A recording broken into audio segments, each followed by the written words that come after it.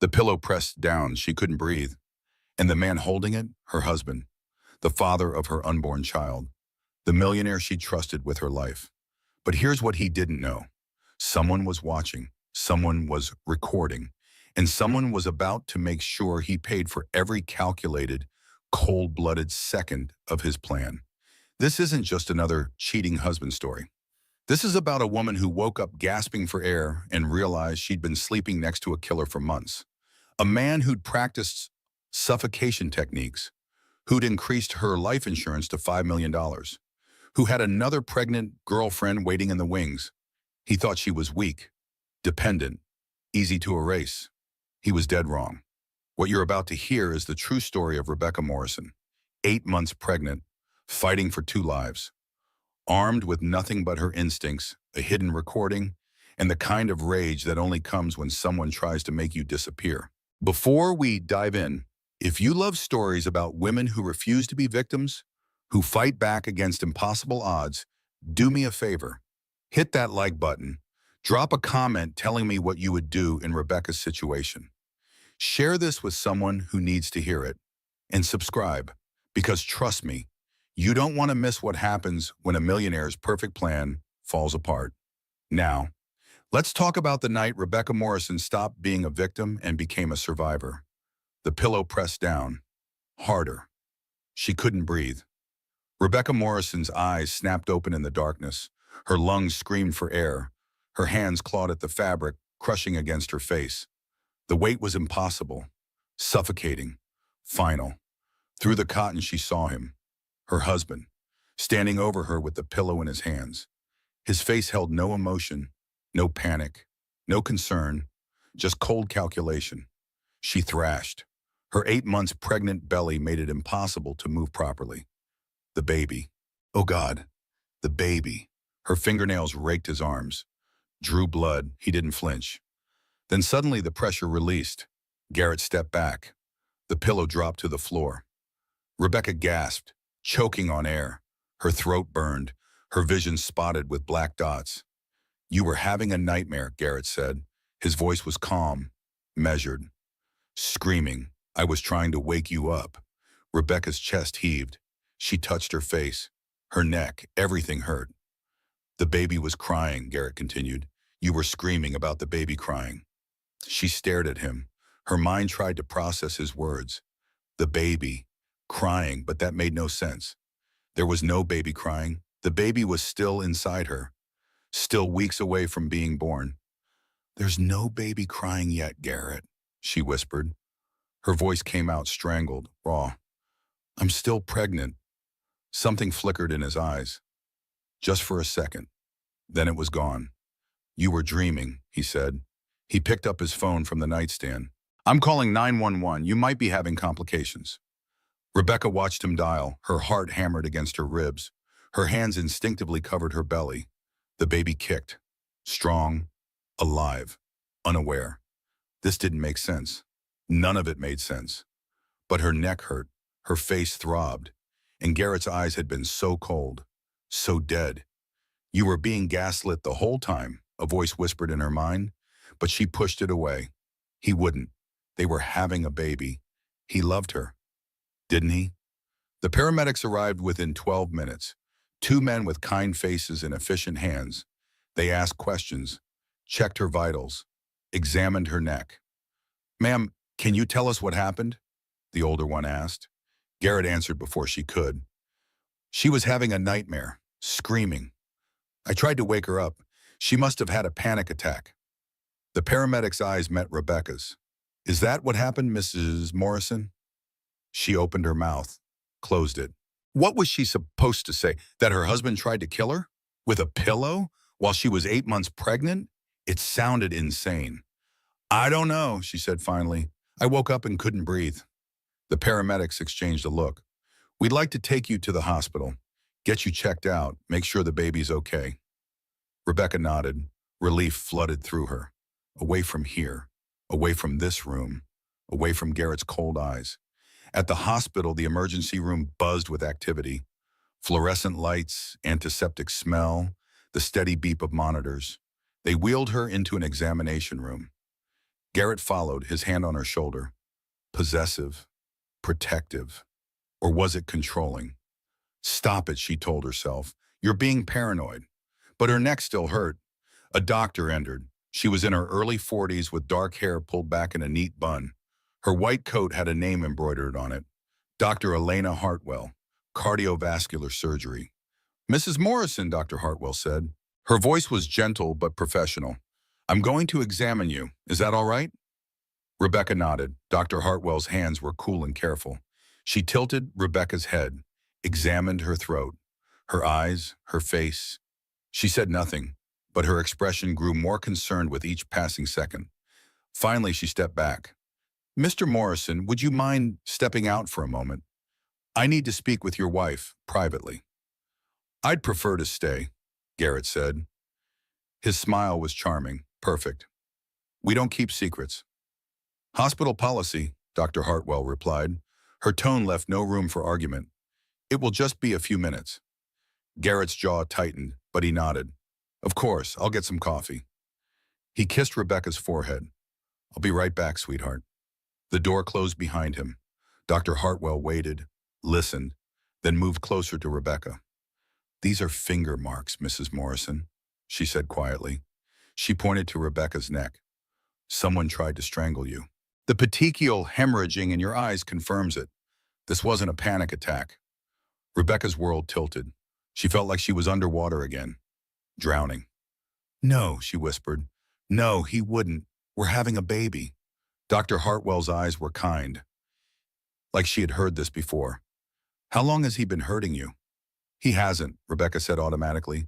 But even as she spoke, doubt crept in. The accidents, the falls, the strange illnesses. He loves me. I'm sure he does, Dr. Hartwell said. She didn't sound convinced. But love doesn't leave bruises like these. Rebecca's hands trembled. She did what she always did when she couldn't process something. Started counting, 1, 2, 3. The ceiling tiles. 4, 5, 6. Anything to not think about what Dr. Hartwell was saying. I'm not crazy, she thought. The words formed clearly in her mind. I know what I saw. His eyes, the pillow, the pressure. I need to run some tests, Dr. Hartwell said. Make sure the baby is okay. And I'm going to document these injuries. For your protection. Rebecca nodded numbly. Protection? From what? From whom? From Garrett. The thought hit her like a physical blow. Her husband, the father of her baby, the man she'd loved for 4 years. Had he really tried to kill her? Dr. Hartwell performed an ultrasound. The baby's heartbeat filled the room. Strong, steady, perfect. Rebecca watched the screen through tears she didn't remember crying. Your daughter is fine, Dr. Hartwell said. She squeezed Rebecca's hand. But I need you to think very carefully. Is there someone you can call? Someone who can help you? Before Rebecca could answer, Garrett returned. He carried 2 cups of coffee. His smile was warm, concerned. Everything a worried husband should be. How is she, doctor? He asked. Mother and baby are both fine, Dr. Hartwell replied. Her voice was professionally neutral. But I'd like to keep her overnight for observation, given the incident. Of course, Garrett said. He set the coffee down and took Rebecca's hand. Whatever you think is best. His thumb stroked her knuckles, gentle, loving. Rebecca looked at his face, searched for the coldness she'd seen earlier. It wasn't there. Maybe she'd imagined it. Maybe she really had been having a nightmare. But her neck still hurt, and Dr. Hartwell's words echoed in her mind. Finger marks. Someone tried to strangle you. They admitted her to a private room. Garrett stayed until visiting hours ended. He kissed her goodnight, promised to return first thing in the morning, told her he loved her. She said it back. The words felt like ashes in her mouth. Alone in the hospital bed, Rebecca stared at the ceiling, counted tiles again. 1, 2, 3. Her ritual, her comfort, her way of not falling apart. But she couldn't escape the truth pressing down on her chest heavier than any pillow. Something had happened tonight, something terrible. And whether it was attempted murder or a nightmare gone wrong, nothing would ever be the same. I deserve better than this, she thought. The validation whisper came unbidden, clear, true. Her daughter kicked. Rebecca placed both hands on her belly. "I'll protect you," she whispered into the darkness. "Whatever it takes, I promise." She just had no idea how. Morning light filtered through the hospital blinds. Rebecca had barely slept. Every time she closed her eyes, she felt the pillow. Saw Garrett's face. Cold. Empty. Wrong. A soft knock on the door made her jump. "Mrs. Morrison?" Hartwell entered. She carried a tablet and wore the same kind expression from last night. "How are you feeling?" "Sore," Rebecca admitted. Her throat still ached when she swallowed. Dr. Hartwell closed the door, checked the hallway, then pulled a chair close to the bed. "Your husband stepped out for coffee," she said. "So we have a few minutes. I need to ask you something, and I need you to be honest with me. How long has he been hurting you?" Rebecca's first instinct was to deny it, to defend Garrett, to explain that he was under stress, that the business was demanding, that she must have provoked him somehow. But Dr. Hartwell's eyes stopped her. They held something Rebecca hadn't seen in a long time. Belief. This woman believed her without question, without judgment. "I don't know," Rebecca said slowly. The words felt dangerous, like admitting them made everything real. "I thought they were accidents." "Tell me about the accidents." Rebecca took a shaky breath. The memories came flooding back, each one sharper now, clearer. "5 months ago, I fell down the stairs, she said. "I was doing laundry. Garrett was behind me. I felt something, a hand, on my back, but he said I tripped, that he tried to catch me." Dr. Hartwell nodded, made a note on her tablet. "What else?" "3 months ago, I got food poisoning. Really bad. Spent 2 days in the hospital, but it was only me. Garrett ate the same dinner. He was fine." "Did he prepare the food?" Rebecca paused. "Yes, he wanted to surprise me. He'd been working late a lot, said he wanted to make it up to me." The pattern was there. She could see it now. How had she missed it before? "Last month," she continued, her voice getting smaller, "the carbon monoxide detector went off at 3 in the morning. The fire department came, said the furnace had malfunctioned, that if we'd slept much longer, we both could have died." "Who called the fire department?" "Garrett. He woke me up, got me outside. I thought he saved my life." Dr. Hartwell set down her tablet. "Rebecca, I'm going to tell you something, and I need you to listen carefully. Last year I had a patient, young woman, pregnant. She died from what looked like an accidental fall. Her husband was devastated. Everyone believed it was a tragedy." Rebecca's blood ran cold. "I suspected differently," Dr. Hartwell continued, "but I had no proof, no evidence. He walked away free, started a new life, and I swore if I ever saw the pattern again, I wouldn't stay silent." "You think Garrett is trying to kill me?" It wasn't a question. It was a statement. And saying it out loud made Rebecca's whole body go numb. "I think your husband has made multiple attempts on your life," Dr. Hartwell said gently. "And I think last night you woke up too soon." The hospital room felt too small, too bright. Rebecca couldn't breathe. This was insane. People didn't really do this. Husbands didn't murder their pregnant wives. Except they did. She knew they did. She'd seen the news stories. Read the headlines, never thought she'd become one. A phone buzzed, Rebecca's phone on the bedside table. A text notification lit up the screen. "May I?" Dr. Hartwell asked. Rebecca nodded. Dr. Hartwell picked up the phone. Her expression changed. "Rebecca, when did Garrett change your life insurance policy?" "What?" "There's an email here from an insurance company confirming a policy change last month." Last month, the same time as the carbon monoxide incident. Dr. Hartwell turned the screen toward her. Rebecca read the email, her name, her policy, $5 million. Increased from $1 million, double indemnity for accidental death. Beneficiary, Garrett Morrison. The room spun. Rebecca gripped the bed rail. $5 million. That's what she was worth. Dead. "Oh God," she whispered. "Oh God, oh God, oh God." A knock at the door. Diane's voice. "Becca, it's me." Dr. Hartwell opened the door. Rebecca's best friend rushed in. Diane Russo had known Rebecca since college. She was a graphic designer with bright red hair and zero patience for nonsense. Right now, her face was pale with worry. I got here as fast as I could, Diane said. She hugged Rebecca carefully, mindful of her pregnant belly. Garrett texted me this morning. Said you had a scare last night. Are you okay? No, Rebecca said. The word came out broken. No, I'm really not. She told Diane everything. The pillow, the finger marks, the pattern of accidents, the insurance policy. With each revelation, Diane's expression grew darker. That son of a bitch, Diane said quietly. That absolute son of a bitch. Der Hartwell's der pager buzzed. She checked it. I need to go, but Rebecca, I want you to think about something. You have options. You don't have to go home with him. After she left, Diane sat on the edge of the hospital bed. She's right, you know. You can come stay with me, you and the baby, for as long as you need. Rebecca wanted to say yes, wanted to run, to hide, to never see Garrett again, but fear held her in place. What if she was wrong? What if these really were accidents? What if she was just being paranoid and hormonal and crazy? Except the insurance policy was real. The finger marks on her neck were real. The cold emptiness in Garrett's eyes last night was real.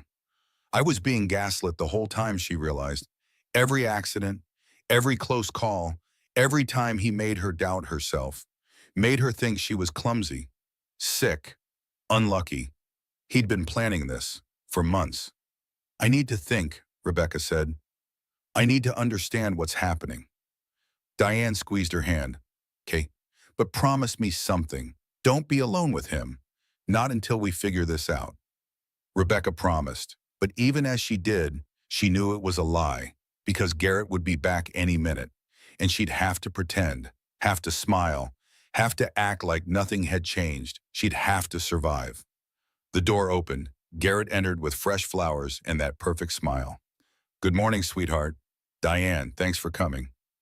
Rebecca watched him, really watched him, the way he moved, the way he looked at her. Was there calculation there? Planning? Or was she seeing monsters where there were none? The doctor says you can go home this afternoon, Garrett said. He arranged the flowers in a vase, white roses, her favorite. I've already set up the guest room downstairs, so you don't have to climb stairs. Complete bed rest until the baby comes. Bed rest, isolation, no witnesses. The words took on new meaning now. That's thoughtful, Rebecca said.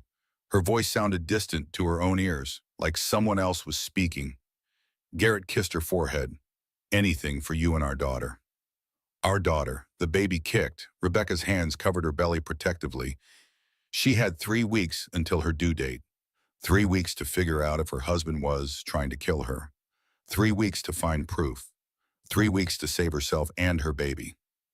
The clock was ticking, and Garrett was watching. They discharged Rebecca that afternoon. Garrett drove her home in his Mercedes. The leather seats were cool. The car smelled like expensive cologne and new car scent. Everything about Garrett's life was polished. Perfect. Designed to impress. Rebecca stared out the window, watched the city pass by. Each mile closer to home felt like a countdown. To what, she didn't know. But the dread sat heavy in her chest. I've taken the week off work, Garrett said. His hand rested on her knee. I want to make sure you're okay, that you're resting properly. A week, 7 days of him watching her, controlling her movements. She needed to think, to plan, but her mind felt sluggish, overwhelmed. That's not necessary, she said. You have that investor meeting on Thursday. It can wait. You're more important. The words should have been comforting. A year ago they would have been. Now they felt like a threat. They arrived home. The house was a beautiful colonial in an expensive neighborhood. White pillars, manicured lawn, the American dream in architectural form. Rebecca had loved this house when they'd bought it 2 years ago. Now it felt like a prison. Garrett helped her inside. He'd been true to his word. The downstairs guest room was ready. Fresh sheets, flowers on the nightstand, her laptop, her books, everything she might need. Everything to keep her in one place. I'll make dinner, he said. You rest. Rebecca lay down on the bed, listened to him moving around the kitchen. Cabinets opening, water running, the rhythmic chop of a knife on the cutting board. She pulled out her phone, texted Diane. Home now, he's cooking dinner. The response came immediately. Do not eat it. Rebecca stared at the message. 3 words. But they confirmed everything she feared. Her best friend believed Garrett was dangerous, believed he'd try again. A new text appeared. Dr. H wants to talk to you, says it's urgent. Can you call? Rebecca glanced toward the kitchen. Garrett was humming, some classical piece she didn't recognize. The sound made her skin crawl. She dialed Dr. Hartwell's number, kept her voice low. Rebecca, Elena answered immediately. Are you somewhere you can talk? Not really. Okay, just listen. Don't say anything that might alert him. I need to show you something I've been recording. Can you come to my office tomorrow? Tell him it's a follow-up appointment. Why? Because I have proof on video, and you need to see it. Rebecca's heart hammered. Proof of what? That your instincts are right, that you're in danger, that this isn't the first time he's done this. The world tilted. Rebecca gripped the phone. What do you mean, not the first time? Elena's voice was steady, careful. I mean, I've been documenting. Ever since your second accident, the food poisoning, something about it didn't sit right with me. So I started paying attention. And last week, when you came in for your checkup, I installed a camera in the hallway outside my examination room. You recorded him? I recorded a phone conversation he had. While you were getting your ultrasound, Rebecca, he incriminated himself. On camera, and you need to see it. Garrett called from the kitchen. Dinner's almost ready, sweetheart. I have to go, Rebecca whispered. Tomorrow, 10 in the morning. Tell him it's a routine follow-up. I'll be waiting. The call ended. Rebecca deleted the call log. Her hands shook so hard she almost dropped the phone. She did what she always did when panic threatened to overwhelm her. Started counting. 1, 2, 3. The planks in the hardwood floor. 4, 5, 6. Anything to stay calm. To keep the mask in place, Garrett had appeared in the doorway. He carried a tray. Pasta with marinara sauce. Garlic bread. Her favorite meal. Eat up, he said. You need your strength. Rebecca looked at the food. It smelled delicious, looked perfect. But Diane's words echoed in her mind. Do not eat it. I'm not very hungry, she said. The hospital food was really heavy. Garrett's smile tightened. You need to eat, for the baby. I know, I will. Just give me a few minutes. He set the tray on the nightstand. I'll be in my office, finishing up some work emails. Call if you need anything. He left. Rebecca waited until she heard his office door close. Then she took the plate of pasta, carried it to the bathroom, flushed it down the toilet in small portions. It took 15 minutes, but every bite disappeared. She returned to the guest room with the empty plate, set it on the tray. Her stomach growled. She was starving, but she'd rather be hungry than poisoned. Her phone buzzed. Diane again. Sending you DoorDash. Say you ordered it earlier as a snack. Don't let him know I sent it. 30 minutes later, Thai food arrived. Rebecca answered the door before Garrett could. Claimed she'd ordered it that afternoon. Wanted something spicy. He frowned but didn't argue. She ate in her room. Every bite tasted like victory. That night, Garrett tried to sleep in the guest room with her. Said he wanted to be close in case she needed anything. Rebecca claimed the bed was too small, that she needed space because of the pregnancy. He relented, took the master bedroom upstairs. She locked the guest room door.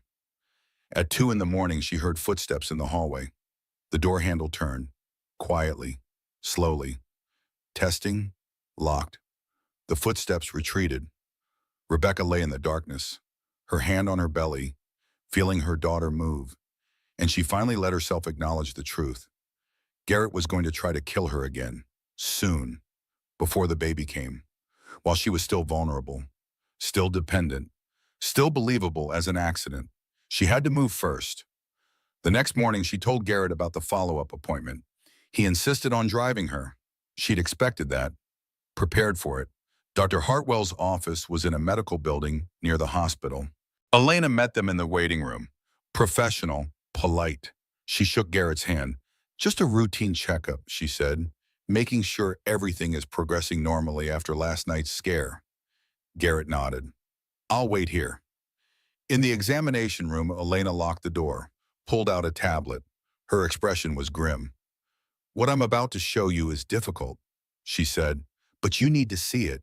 You need to know what you're dealing with. She pressed play. The video showed the hallway outside this very room. Date stamp 1 week ago.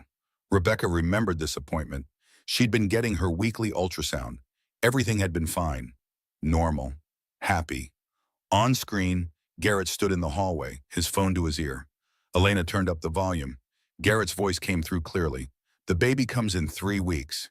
It has to look natural before then. An unknown male voice responded. The pillow thing is risky, man. I've practiced, Garrett said. His tone was casual, like he was discussing a golf game. Petechial hemorrhaging happens in sleep. Pregnant women have complications all the time. No one will question it. What about the insurance? Already handled. $5 million, double indemnity for accidental death. Pays out immediately. And the other situation? Garrett laughed, actually laughed. Vanessa doesn't suspect anything. She thinks I'm leaving Rebecca after the baby is born, thinks we're going to be a family. Once the payout comes through, I'll phase her out too. Keep the money. Start fresh. The video continued, but Rebecca couldn't hear anymore. Her ears were ringing, the room spun. She watched herself on the screen, sitting in this same examination room, smiling at the ultrasound, talking to the technician about baby names and nursery colors, completely oblivious that her husband was in the hallway planning her murder. I was dead already, she realized. I just didn't know it. Who's Vanessa? Elena asked gently. Rebecca couldn't speak, couldn't breathe. The name meant nothing to her, but clearly it meant something to Garrett. Elena played another clip, this one from 3 days ago. Garrett in the same hallway, different phone call. The furnace didn't work, the stairs didn't work. The food poisoning nearly worked, but she recovered too fast. His voice was frustrated, clinical. I need something foolproof. The pillow is my best option. Quick, quiet, can be explained as a nightmare. Sleep paralysis. She's been having anxiety. Everyone knows that. Rebecca's vision blurred. She realized she was crying, silent tears streaming down her face. I've seen him practice, Garrett continued on the recording, with pillows at home, getting the pressure right, making sure there's no evidence, just suffocation, maybe a few petechial hemorrhages. But those happen in pregnancy too. Gestational complications. No one will look twice. The recording ended. Elena set down the tablet. I have 4 more conversations like this, all recorded over the past month, all detailing his plans, his methods, his motivations. Rebecca finally found her voice. How long have you suspected?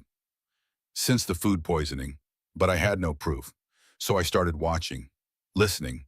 And when you came in for your checkup last week, something in his behavior triggered my instincts. So I installed the camera. I'm sorry I didn't tell you sooner. I needed to be sure. You were right. Rebecca's voice was hollow, empty. He tried, last night, with the pillow, exactly like he said. I know, that's why I called Detective Cross this morning. He's waiting to speak with you. Detective? Rebecca, this isn't just attempted murder. This is premeditated, calculated. And there's apparently another woman involved. Someone named Vanessa. The police need to know everything.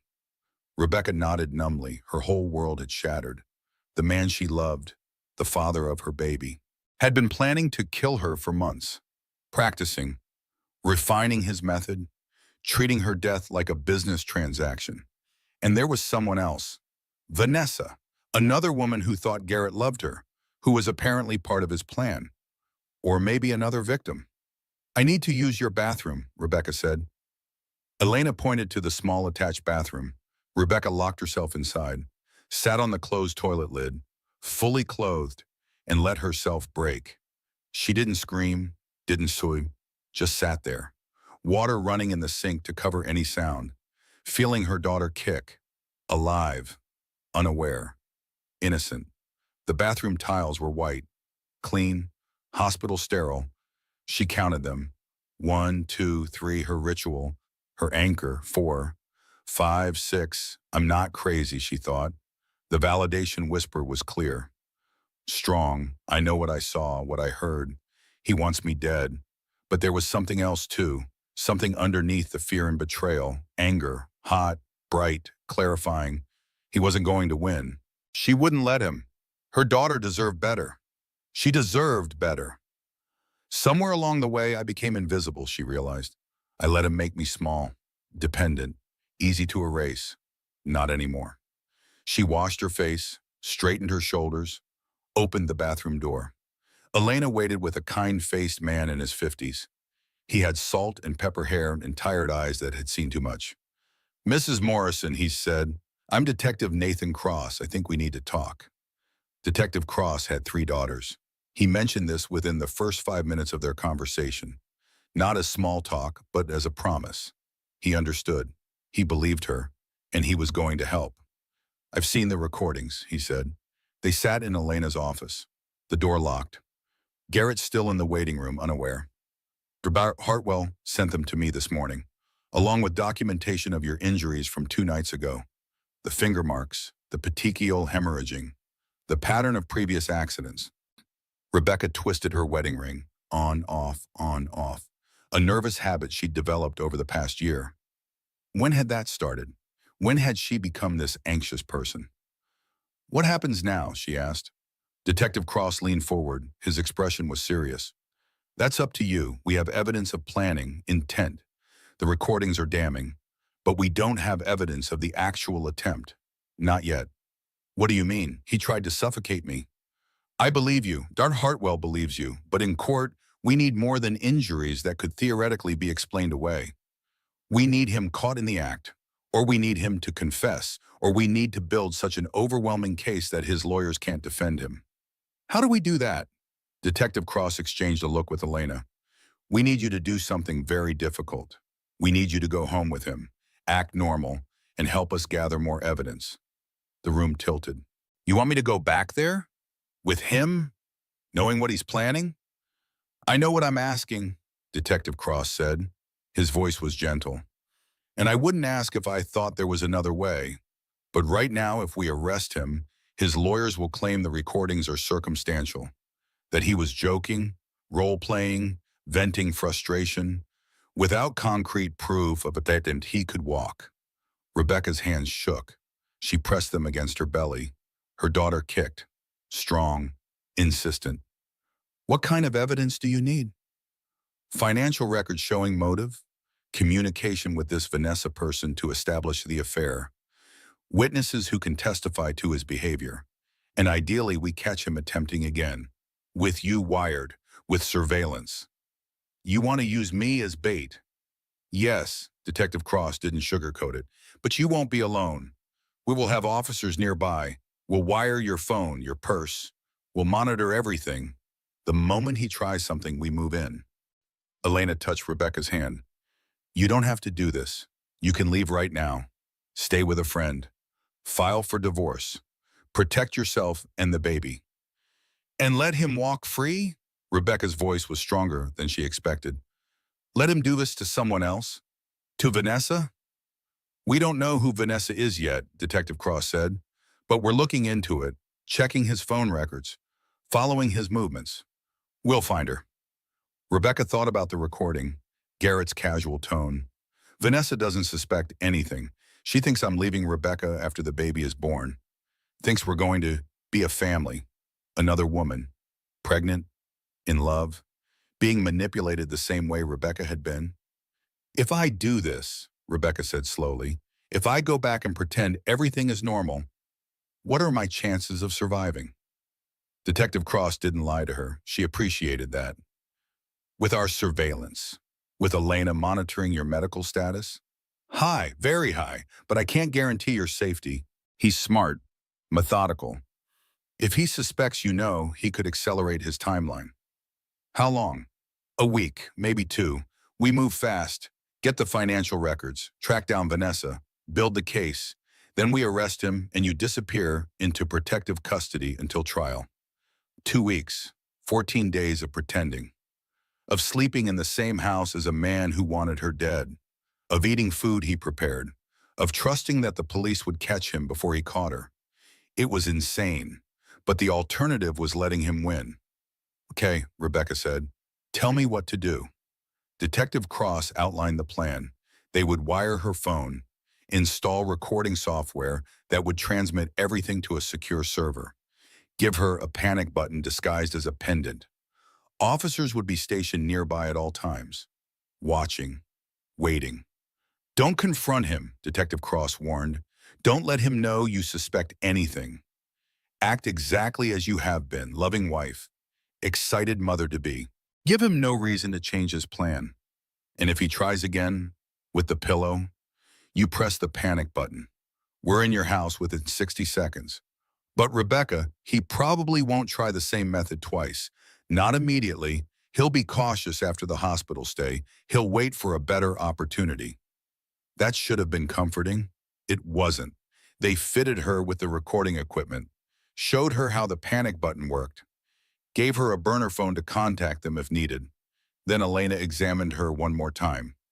The baby is fine, she said. Strong heartbeat, good movement, but I want you to come in every other day. Regular checkups. It gives us a safe place to communicate, and it documents your condition. If anything happens, we'll have medical records showing you were healthy, that complications weren't natural. Rebecca nodded. She felt like she was preparing for war. In a way, I saw you. Garrett was reading a magazine when she returned to the waiting room. He looked up, smiled. The same warm smile that had made her fall in love 4 years ago. Now it made her skin crawl. Everything okay? He asked. Perfect, Rebecca lied. Baby is doing great. Dr. Hartwell wants me to come back Thursday for another checkup, just to be safe. I'll drive you. Of course he would. Control disguised as care. They drove home in silence. Rebecca pretended to sleep, kept her breathing steady, even. But her mind raced, planning, calculating, surviving. At home, Garrett made lunch, sandwiches. Rebecca watched him prepare them, saw him take her sandwich into his office for a moment, returned with it on a plate. She didn't eat it, claimed she felt nauseous. Pregnancy hormones. He threw it away without argument. That night, she lay in the guest room. Door locked, phone recording, panic button around her neck, and waited. At 2:15 in the morning, she heard it. Footsteps in the hallway, the door handle turning, testing the lock. Then Garrett's his voice, soft, through the door. Becca, are you awake? She pretended to sleep, breathing slowly, evenly, while rage burned white-hot behind her ribs. This was her mirror technique moment, the thing every woman who had pretended everything was fine would recognize. Lying still, playing possum, avoiding confrontation. Because confrontation meant danger, the footsteps retreated. Rebecca opened her eyes in the darkness, stared at the ceiling, and started counting. 1, 2, 3, 4, 5, 6. Not counting tiles now, counting days. Days until this was over. Days until she was safe. Days until Garrett was in handcuffs. Her daughter kicked. Rebecca placed both hands on her belly. We're going to make it, she whispered. I promise we're going to survive this. She just hoped it was a promise she could keep. The next morning, Garrett announced he had a meeting. Business. Unavoidable. He'd be gone for 2 hours. Rebecca waited until his car disappeared down the street. Then she called Detective Cross. He's gone. You said you needed financial records? Already on it, Detective Cross replied. I have a warrant for his business accounts, but personal records would help. Do you have access to his home office? Rebecca looked at the closed office door. Garrett's sanctuary. He'd always been protective of it. Private. She'd respected that boundary, until now. I have a key, she said. Be careful. Take photos of everything. Don't move anything. We can't let him know you've been in there. The office was exactly what she expected. Leather furniture, mahogany desk, expensive artwork, everything designed to impress, to project success. Rebecca opened his laptop, tried his usual password. Access denied. She tried variations. Their anniversary, her birthday, his birthday. Nothing worked. Then she remembered. His mother's maiden name. The security question for everything, Caldwell. The screen unlocked. Rebecca's hands shook as she opened his email. There were hundreds of messages, business deals, client communications, nothing suspicious on the surface. Then she saw a folder marked V. She clicked it. Emails to someone named Vanessa Crane. Dozens of them, dating back 6 months. Rebecca read them, each one a knife to the heart. Can't wait to see you tonight, baby. I told her I'm working late. We have until midnight. You looked beautiful yesterday. That dress. God, I can't stop thinking about you. The pregnancy is going well. Our son is going to be perfect. Rebecca stopped breathing. Our son. Vanessa was pregnant with Garrett's child. She kept reading. The timeline became clear. Vanessa was 6 months pregnant. Rebecca was 8 months, which meant Garrett had gotten Vanessa pregnant while Rebecca was already expecting. He'd planned this. 2 women, 2 babies, 2 insurance policies. Rebecca's phone buzzed. Diane, you okay? Haven't heard from you. Rebecca typed back with shaking hands. Found out about the mistress. She's pregnant too. The response was immediate. What? Rebecca sent photos of the emails to Detective Cross, heard her phone buzz with his incoming call. Mrs. Morrison, this is good. This establishes motive, pattern of deception. But I need you to keep looking. Find financial records, bank statements, insurance documents. Rebecca dug deeper, found a folder marked personal finance. What she found made her stomach turn. Garrett's company was hemorrhaging money, bad investments, gambling debts. He owed $3 million to people with names that sounded dangerous, the kind of people who didn't accept late payments. The life insurance policy on Rebecca would pay $5 million. Clear his debts, leave him with $2 million to spare. And there was another document, a life insurance policy on Vanessa Crane for $2 million, taken out 3 months ago. He was going to kill them both. Rebecca photographed everything, sent it all to Detective Cross. Her hands were shaking so hard she could barely hold the phone. A car door slammed outside. Garrett was back early. Rebecca closed the laptop, locked the office, ran to the guest room. She was sitting on the bed, reading a book, when Garrett entered the house. I'm home, he called. In here, she replied. Her voice sounded almost normal. He appeared in the doorway, carrying a takeout bags. Brought lunch, that Thai place you like. The same place Diane had ordered from. Was he watching her, tracking her food deliveries? Thank you, Rebecca said. She took the food, didn't eat it, claimed she'd snack on it later. That afternoon, Detective Cross called with an update. Vanessa Crane worked in pharmaceutical sales. 26 years old, lived in an apartment across town. No husband, no boyfriend listed on social media. We're going to approach her, Detective Cross said. See if she knows about you, about Garrett's plans. She might be another victim, or she might be complicit. When? Tonight. We'll keep you updated.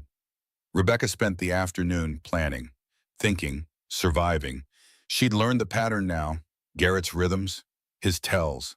When he was planning something, he got quieter, more attentive, overly solicitous, like now. He made dinner, her favorite at pasta carbonara, brought it to her on a tray with flowers, candles, the perfect romantic gesture. Rebecca's stomach turned. This was how he operated, love and murder intertwined, impossible to separate. She pretended to eat, moved food around the plate, took small bites when he watched, disposed of the rest when he didn't. I was thinking about names, Garrett said. He sat on the edge of the bed, his hand on her knee. For our daughter. What do you think of Sophia? Our daughter, like he had any right to claim her, like he hadn't been planning to kill them both. It's beautiful, Rebecca said. The lie came easily now. Sophia Morrison, Garrett mused. I can see it, strong, classic. She'll be amazing, Becca. Smart like you, beautiful like you, everything we've dreamed of. You're going to prison, Rebecca thought, and I'm going to watch. But out loud, she just smiled. I can't wait to meet her. Garrett leaned in, kissed her forehead. His lips felt like ice. Maybe we should update your will, he said casually. You know, just in case. Complications happen in childbirth. We should make sure everything is in order, for Sophia's sake. There it was, the real reason for this romantic dinner.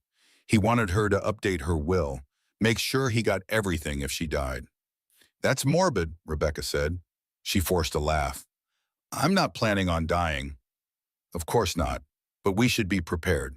I've been thinking. If anything happened to you, I'd want to make sure Sophia had everything. Your family money, the house, all of it protected. Rebecca's family had money. Not millions, but enough. Her parents had left her a trust fund when they died. $500,000. She'd never touched it, saved it for the future, for their child's education. Garrett wanted that too. I'll think about it, Rebecca said. His expression hardened, just for a second. Then the mask slipped back into place. Of course, no rush, just something to consider. He left her alone. Rebecca waited until she heard his office door close. Then she texted Detective Cross. He's pressuring me to update my will, trying to access my family trust. The response was quick. Don't do it. We're moving faster. Found Vanessa, approaching her tonight. Rebecca's phone buzzed again, this time an unknown number. This is Marcus Flynn, Garrett's business partner. We need to talk. It's urgent. She stared at the message. Marcus Flynn. She'd met him once or twice, quiet, serious. Garrett had mentioned they were having disagreements about the company direction. Can't talk now, she typed. Husband is home, tomorrow, coffee shop on Main Street. 10 a.m., come alone. What I have to tell you could save your life. Rebecca's heart raced. She forwarded the message to Detective Cross. His reply came within seconds. I'll have officers nearby. Go to the meeting. Hear what he has to say. Rebecca deleted the messages. Her hands were shaking again. She did her breathing exercise. In for 4 counts. Hold for 4. Out for 4. The therapist she'd seen last year had taught her that. For anxiety, she'd thought. Now she realized the anxiety had been a warning. Her body knew before her mind did. Garrett was dangerous. That night she locked her door, placed a chair against it, slept with the panic button in her hand. At 3 in the morning she heard him, testing the door, checking, planning. She lay perfectly still, counted her breaths. 1, 2, 3, 4, 5, 6. Tomorrow she'd meet Marcus. Find out what he knew. Build the case. One more piece of evidence. One more nail in Garrett's coffin. Her daughter kicked, strong, alive, fighting. Me too, baby, Rebecca whispered. Me too. The coffee shop on Main Street was busy. Morning rush. People grabbing lattes before work. The air smelled like espresso and fresh pastries. Normal, safe, public. Rebecca chose a table near the window. Detective Cross had officers stationed outside. She could see an unmarked car across the street, another at the corner. It should have been comforting. It wasn't. Marcus Flynn arrived exactly at 10. He was 45, wearing an expensive suit that didn't quite hide how tired he looked. Dark circles under his eyes. The weight of secrets. Mrs. Morrison, he said. He didn't sit right away. Looked around nervously. Thank you for meeting me. What's this about? He sat, leaned in, kept his voice low. Your husband is going to kill you. I'm sorry to be so blunt, but you need to know, and I think you already do. Rebecca's coffee cup trembled in her hands. Why are you telling me this? Because my wife is pregnant, Marcus said simply. 8 months, our first child. And I keep thinking about her, about our baby, about what I'd do if someone tried to hurt them. He paused. I'd want someone to warn me, to help me, so I'm warning you. What do you know? Marcus pulled out his phone, showed her a spreadsheet. Garrett's been embezzling from our company, over $2 million in the past year. Gambling, bad investments, funding his lifestyle. I discovered it 3 months ago. Did you confront him? Yes, he promised to pay it back. Said he had a plan, a way to clear everything. I thought he meant working harder, taking on more clients. Marcus's voice cracked. Then I overheard him on the phone 2 weeks ago, talking about insurance policies, about making sure things look natural, about timing. Rebecca felt sick. What did he say exactly? He said the baby comes in 3 weeks, that complications happen, that no one questions pregnancy deaths, that 5 million would solve all his problems. Marcus met her eyes. I didn't want to believe it, thought maybe I misheard, but then you had that hospital visit, the suffocation scare, and I knew. Why didn't you go to the police? I did, yesterday. Gave them everything, financial records, proof of embezzlement, recordings of suspicious conversations I'd saved. He slid a folder across the table. I made you copies. Everything you need to protect yourself. Rebecca opened the folder. Bank statements, transaction records, emails discussing the embezzlement, and a recording file on a USB drive labeled Insurance Conversation, October 15. What's on this? Garrett talking to someone about increasing your life insurance, discussing double indemnity clauses, making sure the policy would pay out for accidental death. Marcus's hand shook. Mrs. Morrison, I'm complicit in this. I didn't act fast enough. Didn't warn you soon enough. I'm sorry. I'm so sorry. You're helping now, Rebecca said. That matters. She pocketed the USB drive. The folder felt heavy. Damning, this was it. The financial motive. The pattern of planning. Combined with Elena's recordings and her own injuries, this was enough. One more thing, Marcus said. There's another woman. Vanessa. Garrett's been seeing her. She's pregnant too. I know. Marcus looked surprised. You know? I found the emails, the life insurance policy on her. He's planning to kill us both, isn't he? Marcus nodded. I think so. Clear his debts. Start fresh. Vanessa doesn't know about you, thinks Garrett is divorced. He's been lying to her for months. The police are approaching her today, telling her the truth. Good. Marcus stood. I have to go. My lawyer advised me to cooperate fully with the investigation. I'm turning state's evidence, testifying against Garrett. But I wanted you to have this, to know you're not alone. He left. Rebecca sat alone with her coffee and her folder of evidence. Around her, people lived normal lives, complained about traffic, planned their weekends, had no idea that someone at the corner table was gathering evidence to put her husband in prison. Her phone buzzed. Detective Cross. Officers just made contact with Vanessa Crane. She's cooperating, coming in for interview this afternoon. This is breaking open, Mrs. Morrison. Rebecca drove home. Garrett's car was in the driveway. He was supposed to be at work. Fear spiked through her. She found him in the kitchen, making lunch. He looked up when she entered. His smile was strained. Where were you? Doctor's appointment, Rebecca lied. She'd gotten good at lying. Elena wanted to check on me. I called her office. They said you didn't have an appointment today. Rebecca's blood went cold. He'd been checking on her, tracking her. She thought fast. I went to a different doctor, getting a second opinion. Elena's been great, but I wanted another perspective on the birth plan. Garrett's eyes narrowed. What doctor? Someone Diane recommended, over on Oak Street. Name? This was a test. He was suspicious. She had to be careful. Dr. Patterson? Why? Just curious. Garrett's tone was light. Too light. Want to make sure you're getting the best care. He'd check, call every Dr. Patterson in the area, verify her story. She needed to tell Detective Cross. Have them create a paper trail. Fast. Lunch? Garrett asked. He held up a sandwich. I ate at the doctor's office, Rebecca said. I'm going to rest. She retreated to the guest room, locked the door, texted Detective Cross about the lie. About Garrett checking? We'll handle it, he replied. Stay calm. Stick to your story. That afternoon, Detective Cross sent an update. Vanessa Crane had been interviewed. She was devastated. Had no idea Garrett was married. Had no idea about the insurance policies. She thought they were planning a future together. She's agreed to testify, Detective Cross wrote. She's 6 months pregnant with his child. He told her you were his ex-wife, that the divorce was final, that you'd moved across the country. Rebecca felt an unexpected surge of sympathy. Vanessa was a victim too. Manipulated. Used. Another woman whose life Garrett had decided was expendable. The police are preparing arrest warrants, as Detective Cross continued. Financial crimes, insurance fraud, attempted murder. We're moving in 72 hours. Can you hold on that long? 3 more days, 72 hours of pretending, of surviving, of waiting for Garrett to make his next move. I can do it, Rebecca typed. But she wasn't sure she believed it. That night, Garrett was different, quieter, watchful. He'd noticed something was off.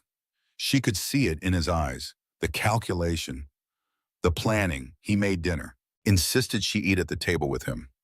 Not in her room. She couldn't refuse without raising more suspicion. The pasta tasted fine.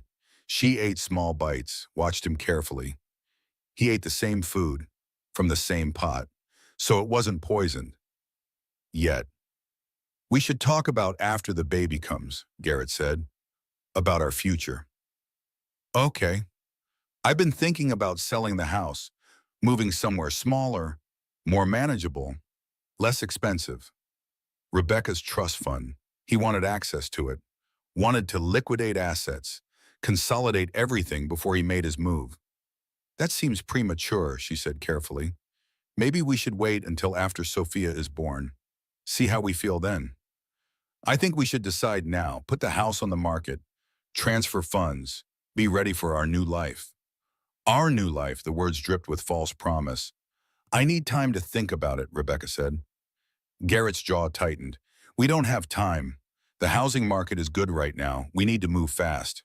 Then why the rush? For just a moment, his mask slipped. She saw anger, frustration, desperation. Then it was gone, replaced with his perfect smile. No rush, he said smoothly. Just planning ahead, being responsible. After dinner, Rebecca excused herself, said she was tired, needed to rest. Garrett didn't argue. In her room, she texted Detective Cross about the conversation, about Garrett's pressure to sell the house, move money. He knows something's wrong, she wrote. He's accelerating. We're moving up the timeline, Detective Cross replied.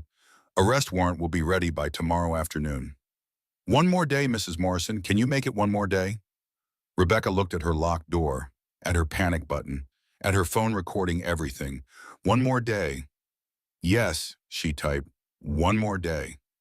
But that night at 2:30 in the morning, she heard something that made her blood run cold.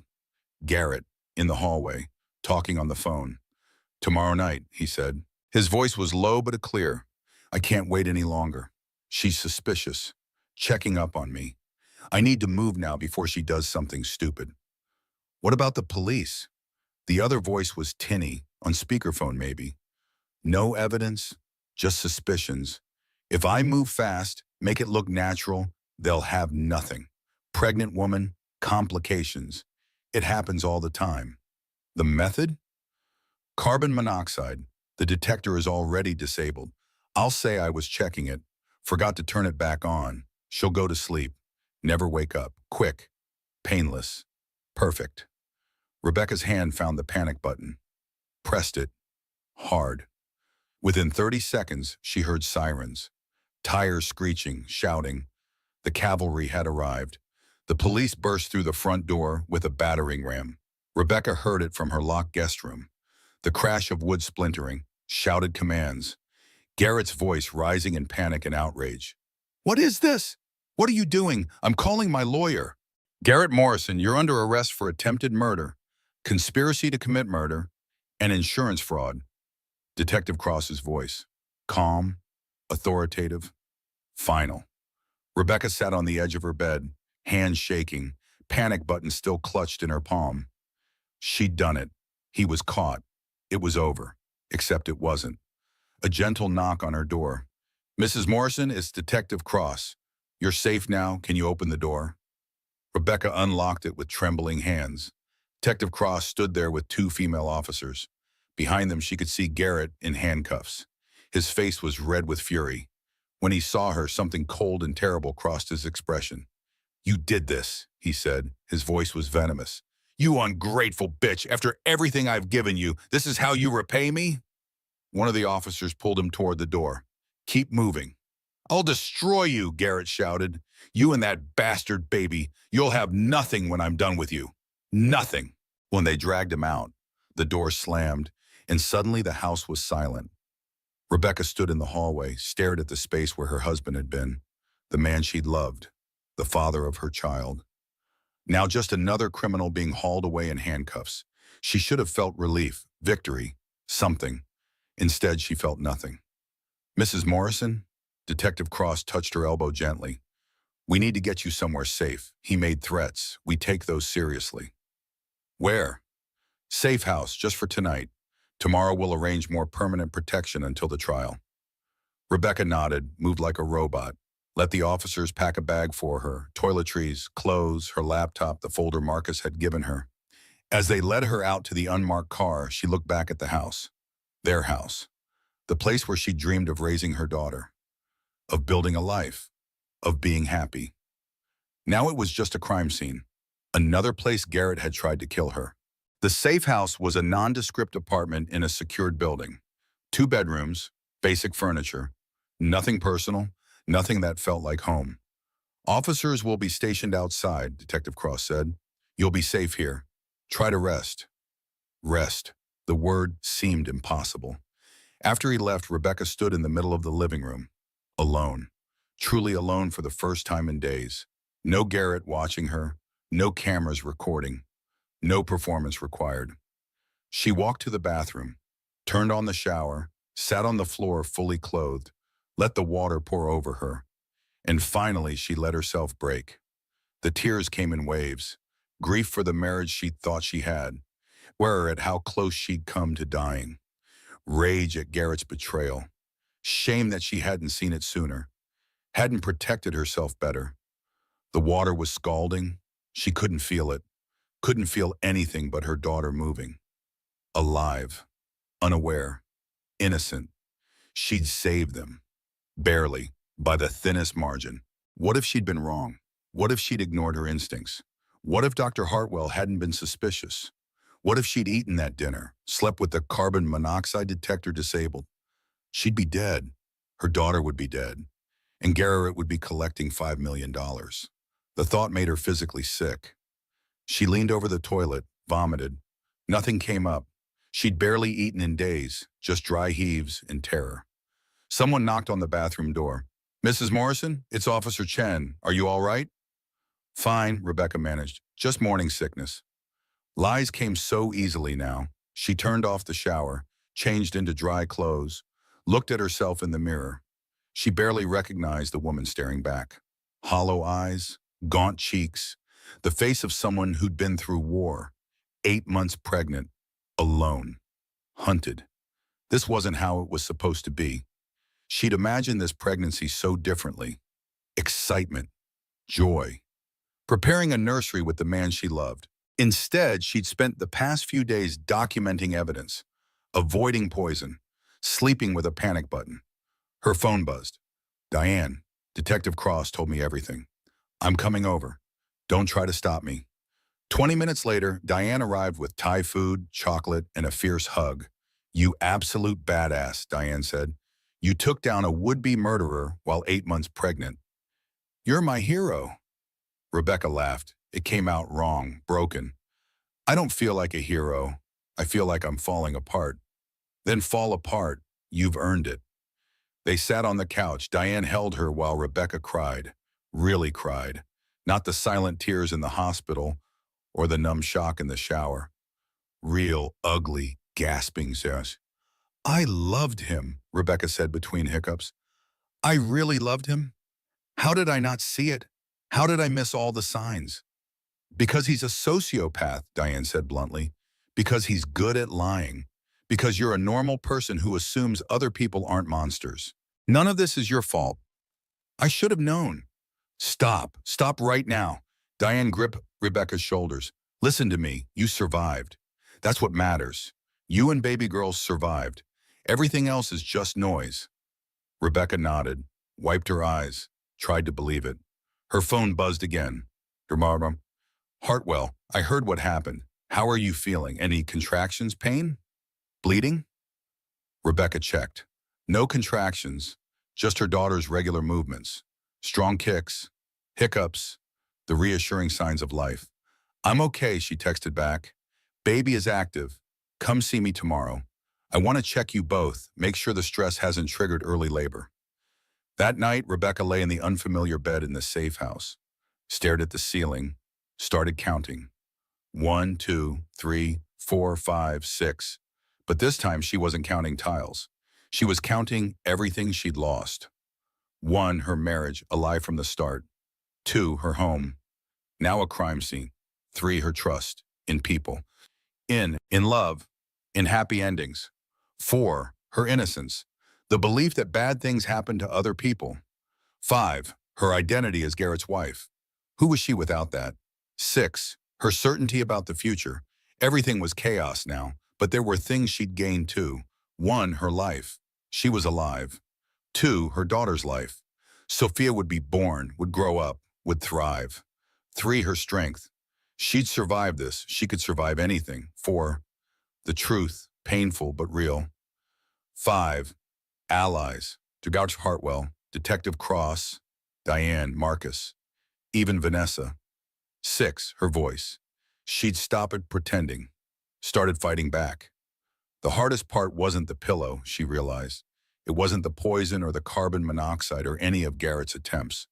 The hardest part was admitting I knew all along something was wrong.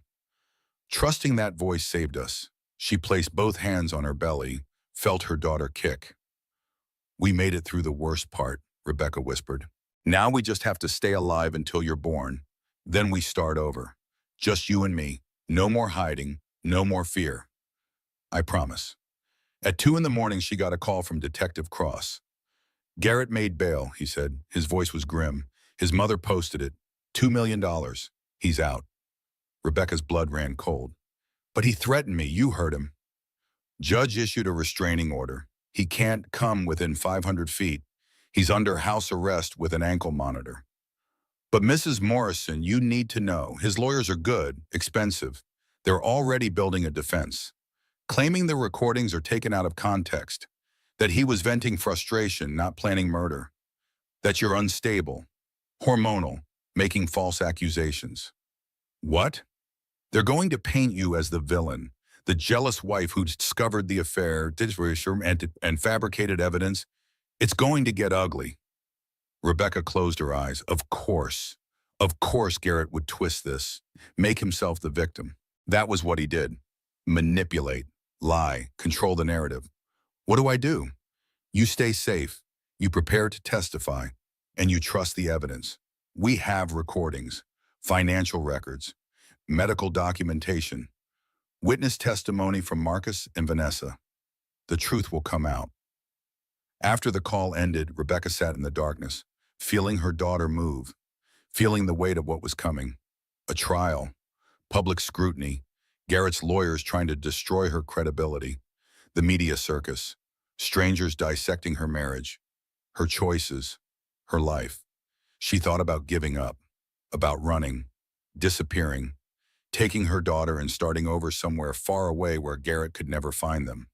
But that would mean he won. That would mean he'd gotten away with it. And what about Vanessa? What about the next woman? Because there would be a next woman. Sociopaths didn't change. They just found new victims. No, she had to see this through. Starting over feels impossible, she thought, but staying feels worse. So she'd start over. Not by running away, but by fighting back, by testifying, by making sure everyone knew exactly who Garrett Morrison really was. A monster in an expensive suit. A killer who almost got away with it. But not anymore. Rebecca looked at the clock. 4 hours until sunrise. 4 hours until she could call Dr. Hartwell, get checked, make sure her daughter was okay. Then the real fight would begin. Hartwell's office felt like sanctuary, familiar, safe. Rebecca sat on the examination table while Elena checked her blood pressure, listened to the baby's heartbeat, did a quick ultrasound. Everything looks perfect, Elena said. Your blood pressure is a bit elevated, but considering what you've been through, that's expected. Baby is measuring right on track. Strong heartbeat, good movement. Rebecca watched the screen. Her daughter, so close now, just a few more weeks. When's your due date again? 3 weeks, October 28th. And Garrett's trial? Starts in 5 days, preliminary hearing, then the actual trial in a month. Elena nodded, made notes in Rebecca's chart. I'm going to recommend you deliver here, at this hospital, under my direct supervision. Given everything that's happened, I want to ensure your safety during labor and delivery. You think Garrett might try something, even in custody? I think we can't be too careful, and I want to be there to make sure you and Sophia are protected. Sophia, the name had stuck. Rebecca had decided officially. Sophia Morrison, though she'd probably change the last name. Didn't want her daughter carrying Garrett's name. Sophia Caldwell, maybe, her mother's maiden name. A fresh start. Thank you, Rebecca said, for everything, for suspecting, for recording, for saving us. You saved yourself, Elena replied. I just gave you tools. You did the hard part. You survived. That word again, survived. It should feel triumphant. It mostly felt exhausting. Rebecca left the hospital. The safe house had become claustrophobic. She needed air, space, something normal. She called Diane. Coffee, Diane suggested. That place on 5th? The one with the good pastries? They met an hour later. Public, safe. Officers stationed nearby, watching for Garrett even though he was supposedly under house arrest with an ankle monitor. How are you really doing? Diane asked. She'd brought a chocolate croissant, Rebecca's favorite. I don't know, Rebecca admitted. Some moments I feel strong, like I can do this. Other moments I feel like I'm drowning. That's normal. You're processing trauma while preparing to give birth and testify in court. Anyone would be overwhelmed. Rebecca tore the croissant into small pieces, ate them slowly. Garrett's lawyers called. They want to settle. Offer me a divorce with a generous settlement if I drop the charges. How generous? $3 million. The house, full custody of Sophia. He disappears from our lives forever. Diane's eyes widened. That's a lot of money. It's blood money, and it means he walks free. No consequences for attempting murder. Just money and a fresh start for him. What did you tell them? That I'd think about it. Are you actually considering it? Rebecca looked out the window, watched people walking by, normal lives, normal problems. Part of me wants to say yes, take the money, protect my daughter, never see him again, move on. And the other part? The other part remembers Vanessa, remembers that he would have killed us both, remembers that if he gets away with this, he'll do it again to someone else. Rebecca's jaw tightened, and that part wants to watch him burn. Diane smiled. There's my girl. That afternoon, Rebecca met with Beth Carmichael, the prosecutor. Beth's office was all business, law books, case files, a photo of her graduating from law school. Everything sharp, focused, competent. The defense is going to attack your credibility, Beth said bluntly. They'll claim you're emotionally unstable, that the pregnancy made you paranoid, that you misinterpreted innocent conversations and accidents. How do we counter that? With facts, medical evidence, the recordings, financial records, witness testimony. We build such an overwhelming case that their narrative falls apart. Beth leaned forward. But I need to know, can you handle cross-examination? They're going to be brutal, personal, invasive. Rebecca thought about it, really thought about it.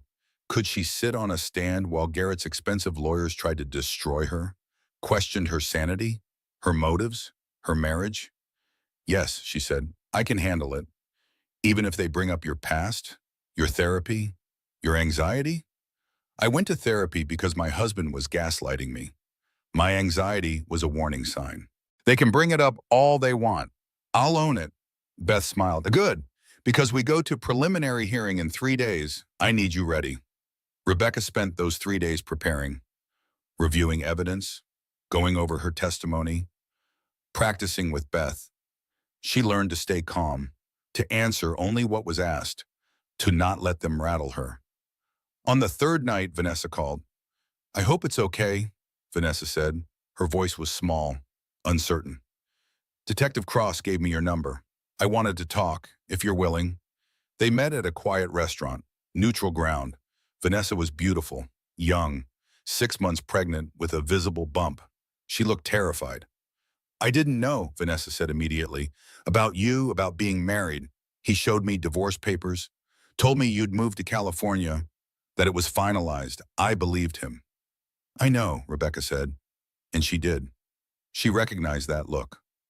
The shame, the betrayal, the confusion. She'd worn it herself. We're both his victims. I'm so sorry for my part in this, for being with him, for... Stop. Rebecca reached across the table, took Vanessa's hand. You did nothing wrong. He's a liar, a manipulator. You couldn't have known. Vanessa's eyes filled with tears. I loved him. I thought we were building a life together. And now I'm pregnant and alone, and he tried to kill us both, and I don't know what to do. You testify, you tell the truth, you make sure he pays for what he did. What about after? What about the baby? Rebecca had thought about this. Her daughter and Vanessa's son would be half-siblings, innocent children caught in Garrett's web. After, Rebecca said slowly, we figure it out. Together, our kids didn't ask for this, but they deserve better than Garrett. Maybe they deserve to know each other, have family, real family. Vanessa squeezed her hand. Thank you for not hating me. I don't hate you. I understand you. We're the same, just women who believed a liar. You say, and they talked for 2 hours, compared stories, timelines, the lies Garrett had told them both, how he'd kept them separated, controlled the narrative, made each of them believe they were special, chosen, loved. It was textbook manipulation, and they'd both fallen for it, but not anymore.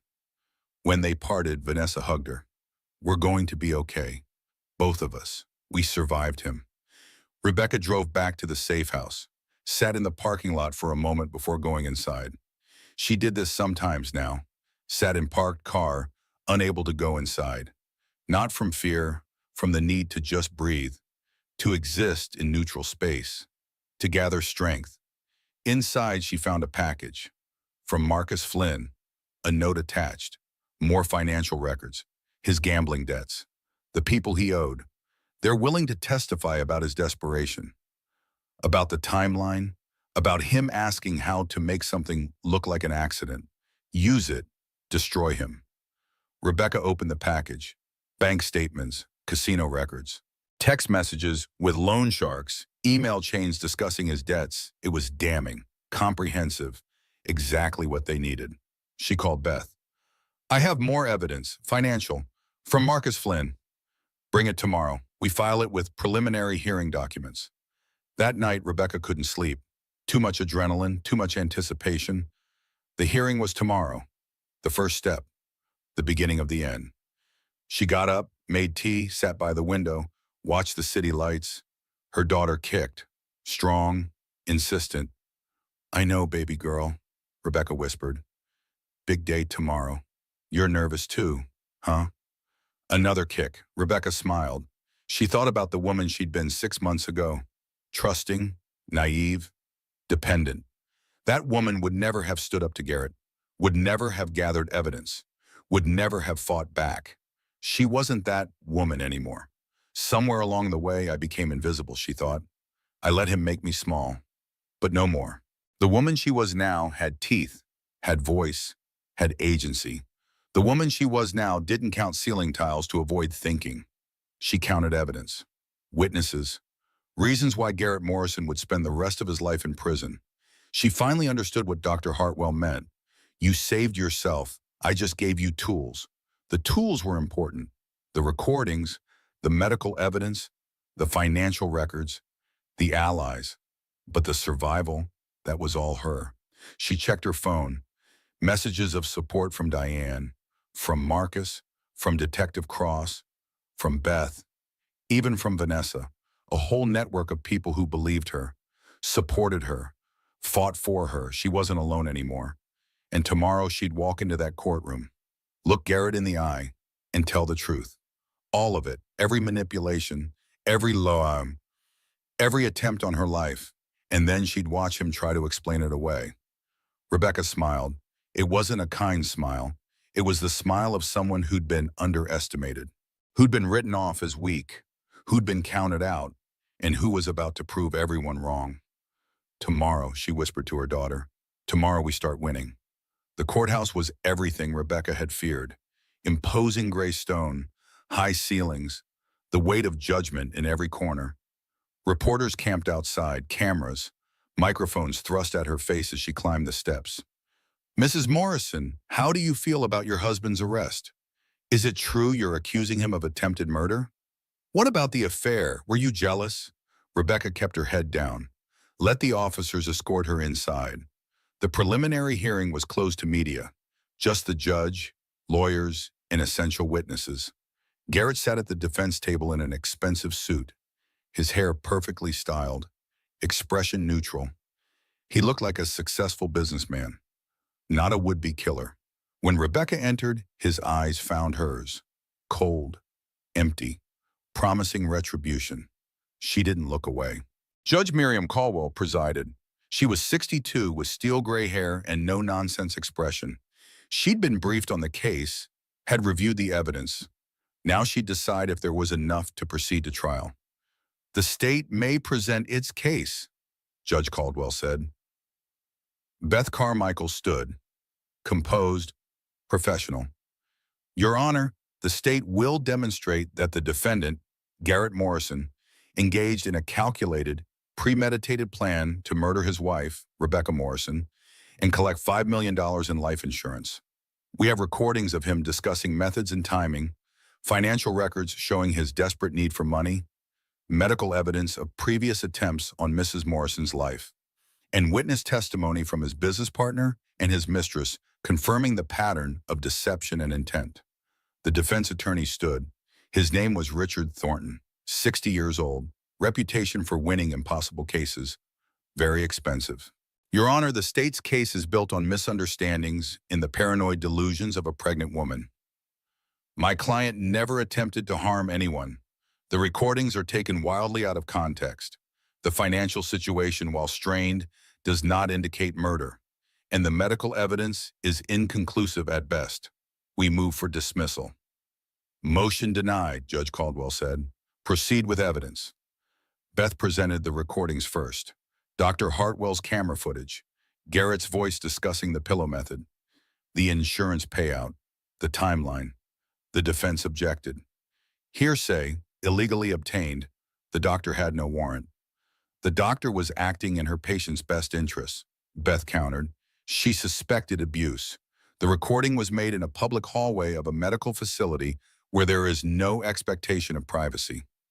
Judge Caldwell reviewed the law. Objection overruled. The recording is admissible. Continue.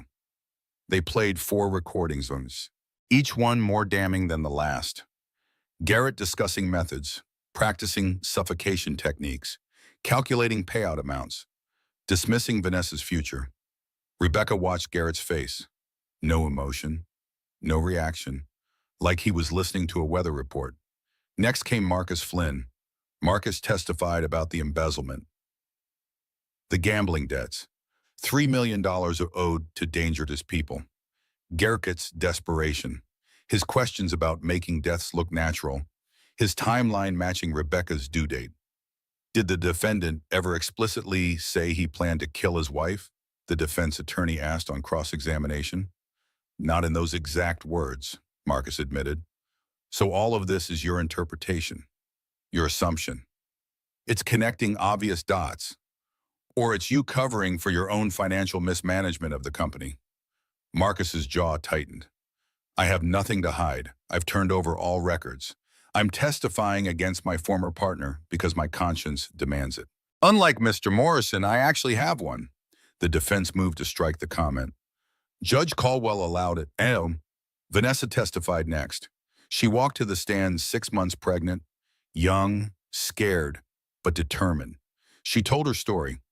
Meeting Garrett at a conference, his charm, his attention, the whirlwind romance, his claims of being divorced, the pregnancy, his promises of a future together. Did he ever discuss insurance with you? Beth asked. Yes, he insisted I get a life insurance policy, $2 million. He helped me fill out the paperwork, said it was responsible for the baby's future. Who was the beneficiary? Him, Garrett Morrison. Did you think that was strange? He said we'd get married soon, that it was just temporary, that I could change it later. Vanessa's voice broke. I trusted him. The defense attorney was brutal on cross-examination. Isn't it true you knew Mr. Morrison was married? No. Isn't it true you helped him plan to leave his wife? No, he said he was already divorced. Isn't it true you're only testifying now to avoid prosecution yourself? I'm testifying because he lied to me, used me, and tried to kill us both. Judge Caldwell called a recess. Rebecca stepped into the hallway. Diane was waiting. You're up next, Diane said. You ready? Rebecca nodded. She prepared for this, practiced. But now that the moment was here, fear crept in. What if they don't believe me? She whispered. They'll believe you. You're telling the truth. That matters. Rebecca returned to the courtroom, took the stand, placed her hand on the Bible, swore to tell the truth. Beth asked gentle questions first. Background, how she met Garrett, their marriage, the pregnancy, building a foundation. Then came the accidents. Rebecca described each one. The fall down the stairs, the food poisoning, the carbon monoxide leak, how she'd believed they were accidents. How Garrett had been there, comforting, supportive, heroic. When did you first suspect they weren't accidents? Beth asked. The night he tried to suffocate me with a pillow. I woke up, saw his face, and I knew. In that moment, I knew. What did his face look like? Cold, empty, like there was nothing inside, like I was already dead to him. Beth introduced medical evidence, photos of Rebecca's neck, the finger marks, Dr. Hartwell's testimony about petechial hemorrhaging, the pattern consistent with strangulation. And what did Dr. Hartwell tell you? That someone had tried to strangle me, that it wasn't a panic attack, that I was in danger. The defense attorney stood. Richard Thornton approached with a smile, predatory, calculated. Mrs. Morrison, you've been in therapy for anxiety, correct? Yes. And you've experienced paranoid thoughts before? My anxiety was caused by my husband gaslighting me. That's your interpretation. But you've taken anti-anxiety medication? Yes, prescribed by my doctor. And pregnancy hormones can cause irrational thoughts, can't they? Objection, Beth said. Counsel is not a medical expert. Sustained, Thornton smiled. Let me rephrase. You were under stress, pregnant, anxious, taking medication. Is it possible you misinterpreted normal conversations and accidents as something sinister? Rebecca looked him in the eye. No, I heard my husband planning to kill me. I have bruises on my neck from where he strangled me. I found insurance policies and financial records in mistresses. This wasn't paranoia. This was survival. Or it was a jealous wife discovering an affair and fabricating a murder plot to gain sympathy and financial advantage in a divorce. I don't want his money. I want him in prison where he can't hurt anyone else. Convenient that you're saying that now, after securing $3 million in a settlement offer. I turned down the settlement because this isn't about money. It's about justice. Thornton paused, clearly hadn't expected that answer. Your Honor, Beth interjected, may I redirect? Judge Caldwell nodded. Rebecca, why did you turn down $3 million? Rebecca's voice was steady, clear. Because Garrett Morrison tried to kill me and my unborn daughter. Because he manipulated and lied to Vanessa Crane. Because he embezzled from his company and endangered his partner. Because if he walks free, he'll do this again. To someone else. Some other woman who loves him and trusts him and believes his lies. She paused. I survived. Barely. The next woman might not be so lucky. The courtroom was silent. Judge Caldwell made her ruling at the end of the day. Based on the evidence presented, I find sufficient cause to proceed to trial. The defendant will remain out on bail under house arrest and restraining order. Trial date is set for November 15th. Court is adjourned. Garrett's face finally showed emotion. Rage, pure, undiluted rage. Rebecca walked out of the courthouse with her head high. Cameras flashed, reporters shouted questions. But she didn't care. She'd told her story, under oath, on record. The truth was out there now, and Garrett's perfect mask had cracked. Outside, Vanessa waited. They hugged. Two women who'd survived the same monster. Thank you, Vanessa said, for being brave, for fighting back. Thank you for testifying, for telling the truth. Detective Cross approached. That was good work in there, Mrs. Morrison. Both of you. The trial will be harder, but we have momentum.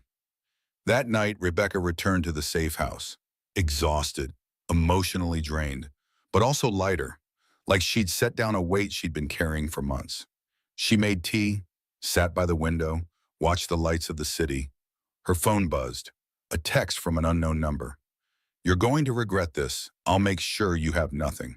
You and that bastard you're carrying, Garrett, using a burner phone, violating the restraining order, threatening her. Rebecca forwarded the message to Detective Cross, then blocked the number. She refused to be afraid anymore. Tomorrow was another day, another step toward justice, toward freedom, toward the life she and Sophia deserved, and Garrett Morrison could burn. The trial lasted 3 weeks. November brought cold rain and gray skies. Rebecca attended every day, listened to every witness, watched Garrett's lawyers try to dismantle the case piece by piece. They failed. The evidence was too strong, too comprehensive, too damning.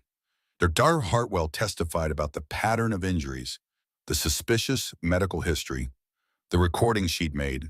She was unshakable on the stand. Professional, credible, impossible to discredit.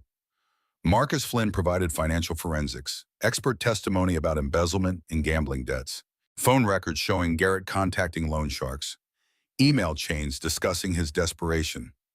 Vanessa's testimony brought tears, her story of manipulation, the fake divorce papers Garrett had shown her, the promises of a future that was all lies, the insurance policy that would have made her death profitable. And Rebecca. She testified for 2 days, detailed every accident, every moment of fear, every lie Garrett had told, every time he had made her doubt her own sanity. The defense tried to break her, questioned her mental health, her motives, her credibility. She didn't break. The jury deliberated for 4 hours. Rebecca sat in the courtroom with Diane on one side and Vanessa on the other. Detective Cross stood in the back. Elena sat in the gallery. Marcus was there too. All of them. Everyone who'd helped her survive. The jury filed back in. 12 faces. Impossible to read. Has the jury reached a verdict? We have, Your Honor. On the charge of attempted murder in the first degree, how do you find? Guilty, Rebecca's breath caught. On the charge of conspiracy to commit murder, how do you find? Guilty. On the charge of insurance fraud, how do you find? Guilty. Garrett's face went white, then red. He stood. This is a travesty, a witch hunt. I'm innocent. Judge Caldwell banged her gavel. Mr. Morrison, sit down. I won't. This is insane. That woman. He pointed at Rebecca. She's a liar, a manipulator. She seduced me, trapped me, and now she's destroying me out of spite. Bailiff, restrained the defendant. They handcuffed Garrett. He fought, shouted, made threats, promised he'd appeal, that he'd destroy them all. Rebecca watched, felt nothing but cold satisfaction. Judge Caldwell set sentencing for the following week. Outside the courthouse, reporters swarmed. Rebecca made a brief statement. I want to thank everyone who believed me, who helped me, who gave me the tools and support to fight back. To the women out there in similar situations, I want you to know, your instincts are valid. Your fear is real. Trust yourself, find help, survive, and then make sure they face consequences. The media coverage was intense. National news picked up the story. Millionaire tech entrepreneur convicted of attempting to murder pregnant wife. The details were sensational. The recordings, the mistress, the insurance policies. Rebecca became an unwilling celebrity. Requests for interviews, book deals, speaking engagements. She turned them all down.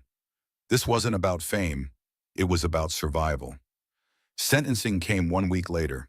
Judge Caldwell showed no mercy. Mr. Morrison, you preyed on the woman who trusted you most during her most vulnerable time. You planned her death with cold calculation. You practiced methods of murder. You took out insurance policies. You manipulated multiple women. You embezzled from your business partner. She paused.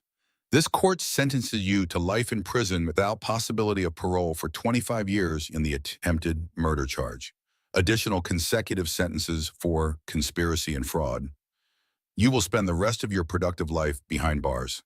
Garrett tried to speak. Judge Caldwell silenced him. I'm not finished. Before I remand you to custody, the victim has prepared an impact statement. Mrs. Morrison, if you'd like to address the court. Rebecca stood, 8 months pregnant, powerful, unbroken. She walked to the podium, looked directly at Garrett. "You tried to erase me," she said. Her voice was steady, strong. "You tried to make me invisible, dependent, small, easy to kill. You counted on me being weak, being trusting, being too afraid to fight back." She paused. "You were wrong about all of it. I'm not weak. I'm not invisible. I'm standing here alive, carrying our daughter who will never know you. She'll know she's strong. She'll know she's valued. She'll know that women who trust their instincts and fight for themselves can survive anything." Rebecca's hands rested on her belly. "You wanted me dead. Instead, you freed me. You showed me exactly who I am, what I'm capable of, how strong I really am. So thank you, Garrett. Thank you for being exactly who you are, because it made me exactly who I need to be." She stepped down, walked out of the courtroom, didn't look back. The media tried to follow. She ignored them, got into the car with Diane, drove away from the courthouse, from Garrett, from all of it. "Where to?" Diane asked. "Dr. Hartwell's office. I have a checkup." Life went on. 2 weeks later, at 39 weeks pregnant, Rebecca went into labor. Dr. Hartwell delivered Sophia Morrison at 2:15 in the morning, 7 pounds 6 ounces, 20 inches long, perfect in every way. Rebecca held her daughter, counted her fingers and toes, marveled at her tiny face, and cried. These weren't tears of sadness. They were tears of triumph, relief, joy. "You saved my life," Rebecca whispered to her daughter, "just by existing, just by giving me a reason to fight." Diane was there. Vanessa came to visit the next day with flowers. Detective Cross stopped by with a stuffed animal. Elena checked on them constantly. Marcus sent a college fund contribution, $500,000, with a note, "For Sophia. May she grow up knowing how brave her mother is."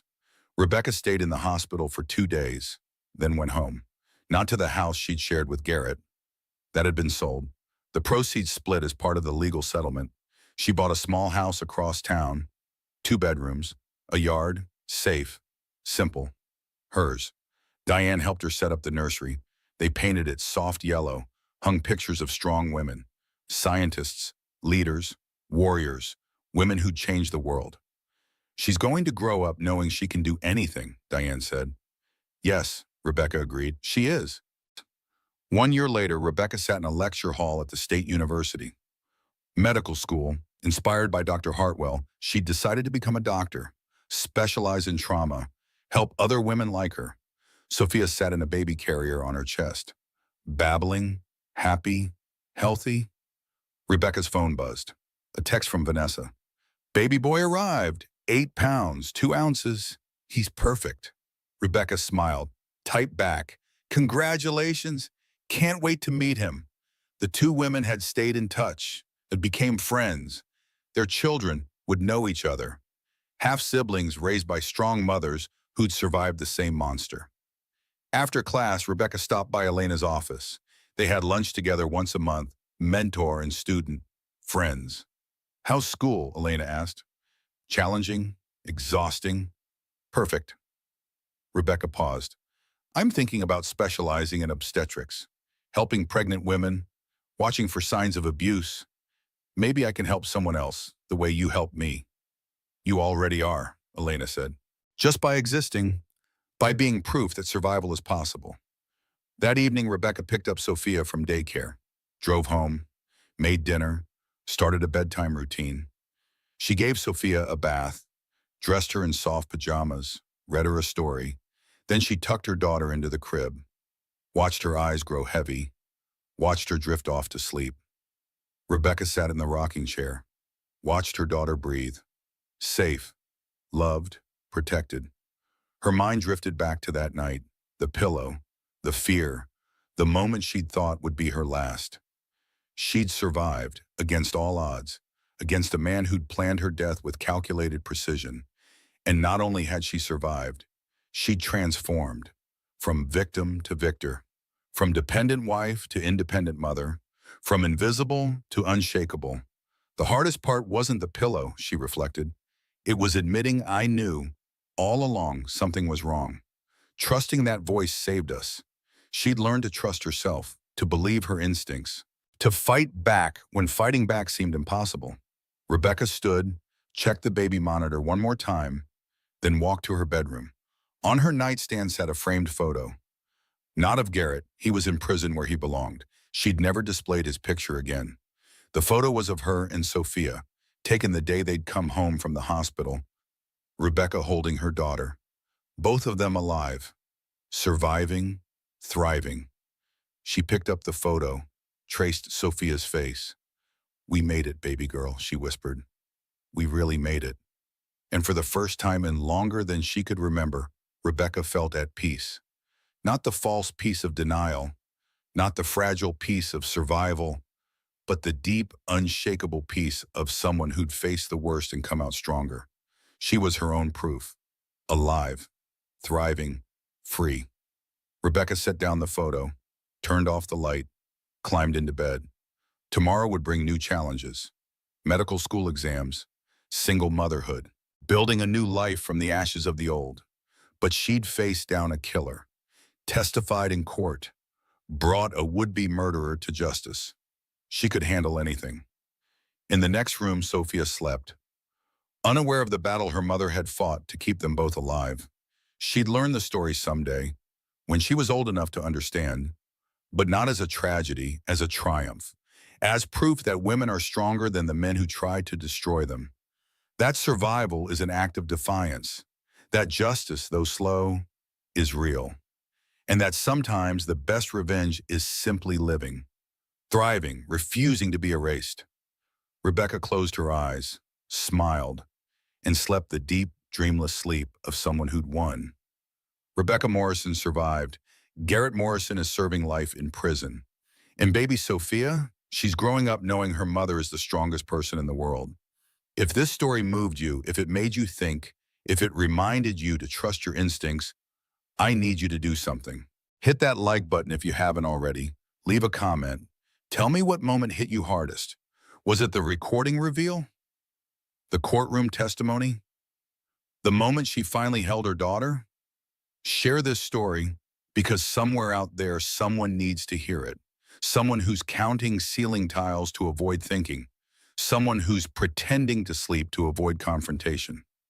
Someone who knows deep down that something is terribly wrong. Your share could save a life.